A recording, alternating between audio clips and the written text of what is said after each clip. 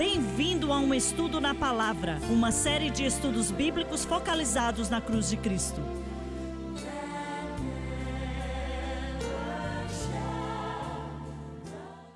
Bem-vindo hoje ao Estudo na Palavra. Eu sou o evangelista Jimmy Swaggart com Lauren Lawson, Bob Cornell, Dave Smith e o Dr. Don Paul Gray.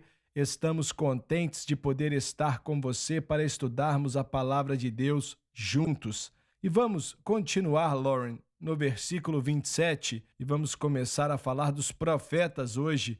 E falamos dos apóstolos e eu sei que tem muito mais coisa para se falar sobre eles, mas antes, eu queria dizer, alguém perguntou, como você sabe o que é um apóstolo? O apóstolo é aquele que tem uma mensagem especial para a igreja. E é algo mundial, não é só para uma situação local. E você pode dizer, existem apóstolos? Eu estava lendo outro dia que alguém disse que não existem mais apóstolos. Existem apóstolos, sim. E essas pessoas, a mensagem que Deus dá a eles é a mensagem que a igreja precisa de ouvir. Como falamos no programa de ontem ou em outro programa, muitas vezes é rejeitado pelos poderes ou denominações e por aí vai. Mas não importa, o Espírito Santo tem uma maneira de levá-la adiante.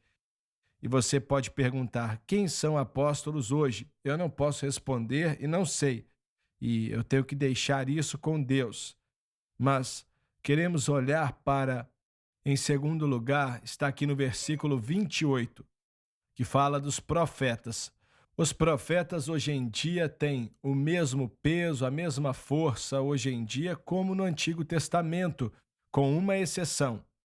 Deus usava profetas na época do Antigo Testamento, para guiar a nação de Israel.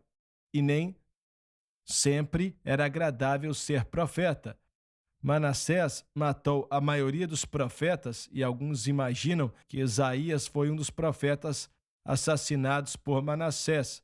Interessante é que Manassés se arrependeu depois e voltou-se para o Senhor e por aí vai. E hoje os profetas trabalham na mesma capacidade dos profetas de antigamente, com uma exceção. Antes eles eram os líderes estabelecidos do mover do Espírito Santo em Israel. Agora a igreja e os apóstolos, talvez seja porque a igreja era algo nacional. No tempo do Antigo Testamento, funcionava somente no país de Israel. E só. E nós não vemos essas pessoas, os grandiosos de Israel, saindo. Na realidade, o Senhor falou para Jonas ir para Nínive. Ele não ficou muito feliz com esse chamado, não. Então, não havia atividade missionária naquela época, fazendo com que as pessoas viessem para o Senhor. Quando Jesus veio e foi até a cruz, isso mudou, pois ele morreu pelo mundo inteiro e não só por um grupo de pessoas. Certo. Em meus estudos de 1 Coríntios, preparando para dar aula e tal, queria saber o que você pensa sobre essa ideia. Olha, no texto vemos primeiro apóstolos, em segundo lugar profetas, em terceiro lugar mestres, e alguns chegam a dizer que aqueles adjetivos, primeiro, segundo e terceiro, próximos dos nomes, era o proceder normal da plantação de igreja. E ao continuar na lista, não é uma lista de prioridades em relação ao que era mais importante, mas o que vinha primeiro em relação à expansão da igreja e o que vinha logo após. Primeiro o apóstolo, que construía a avenida para a igreja viajar nela, depois o profeta vinha seguindo ele. Quando pessoas estão no caminho, você precisa de um mestre para ensinar, e também os milagres, dons de cura. Não sei se você já ouviu isso, você aprova, ou se você já pensou nisso, mas é uma visão interessante, que não é primeiro no sentido de mais importante. Repete mais devagar para ver se eu entendo. Primeiro, segundo e terceiro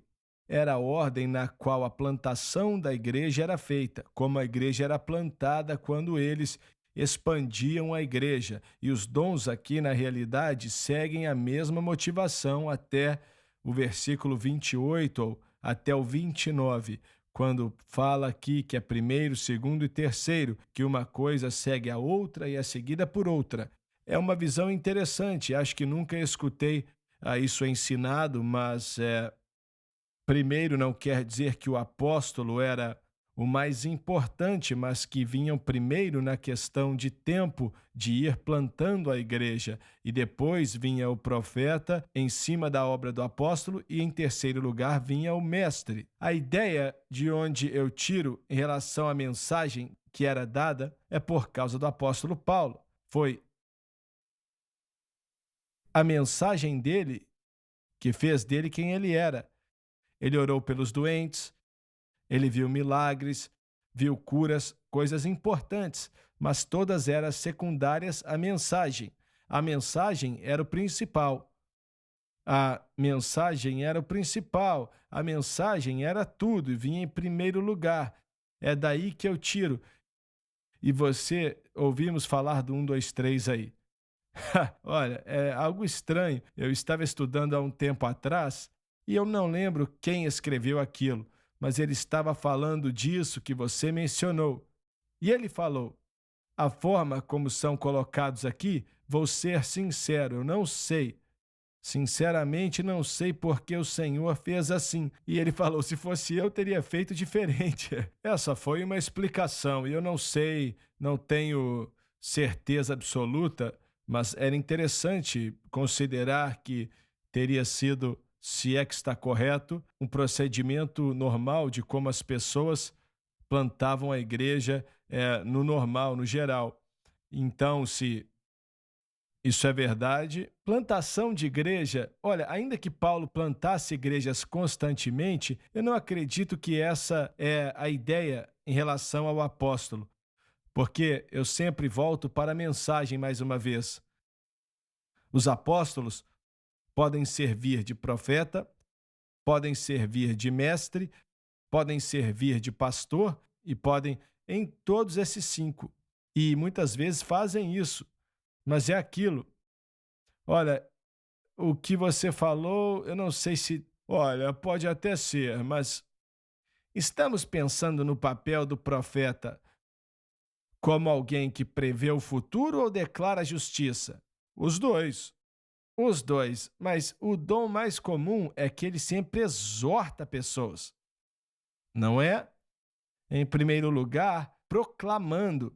Então, eu acredito que entendo por que o Espírito Santo fez com que o apóstolo Paulo escrevesse assim, primeiro, segundo e terceiro. Acredito que houve alguma significância para isso. Então, quando você pensa em alguém como Mark Bontaine, que vai para a Índia, em Calcutá, ou você pensa em outras pessoas que eles vão para a África, outros lugares, eles vão para lá pregar o evangelho e, como nós descrevemos, eu creio que é meio como a obra do apóstolo. As pessoas talvez nunca ouviram a mensagem ou nada do evangelho, mas você vai para lá, faz uma cruzada ou começa uma igreja pregando, as pessoas são salvas e aí você vai precisar de outra coisa. Aí vem pessoas para exortar com você, que exortam as pessoas e tem que crescer no conhecimento de Deus. E em terceiro lugar, mestres. Eu acho que eu consigo entender como essa situação do 1, 2, 3 funciona quando você tenta desenvolver a igreja. Por exemplo, quando a mensagem foi para a Austrália ou para a Índia, para países diferentes, você meio que precisa disso. Já ouvi pessoas dizendo que missionários são apóstolos. Não creio que isso seja verdade, a não ser que carreguem uma certa unção. Certamente alguns missionários são apóstolos, mas o chamado de missionário não quer dizer que a pessoa é um apóstolo. Aonde você acredita que colocamos o chamado do missionário? Na minha maneira de ver, é onde ele se encaixa nos 5 ministérios. Pode ser um mestre, ele pode ser um evangelista. E não sei, eu não acho que exista um chamado específico, é para todo mundo. Eu creio que não é um nome bíblico.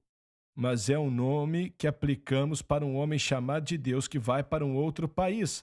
Mas muitos decidiram que isso é ser um apóstolo e ensinam abertamente, por isso eu gostaria de ouvir o que você pensa sobre isso. Então agora, daqui a pouco falamos do terceiro, não falamos muito dos outros dois, mas mestres, eu acho que foi no programa da semana passada, mencionamos, na realidade falamos sobre apóstolos, profetas e mestres no programa de semana passada. O que eu vejo aqui no versículo 28 é que existe uma divisão dentro do versículo 28 de dons de ofício. Ele dá nome a 3 ofícios e depois disso, quando ele chega aqui nos milagres e dons de cura, não são ofícios. E a razão pela qual ele diz primeiro apóstolos, depois profetas, em terceiro lugar mestres, foi porque, em relação aos dons e ofícios que ele dá aqui, ele não dá nome a todos os 5. Ele deixa pastores e evangelistas de fora. Então, ele não dá nome a todos os ofícios, mas o que ele nomeia, ele dá uma ordem para eles. Primeiro apóstolo, depois profeta e depois mestre. Ele não... Eu, pessoalmente, acredito que ele,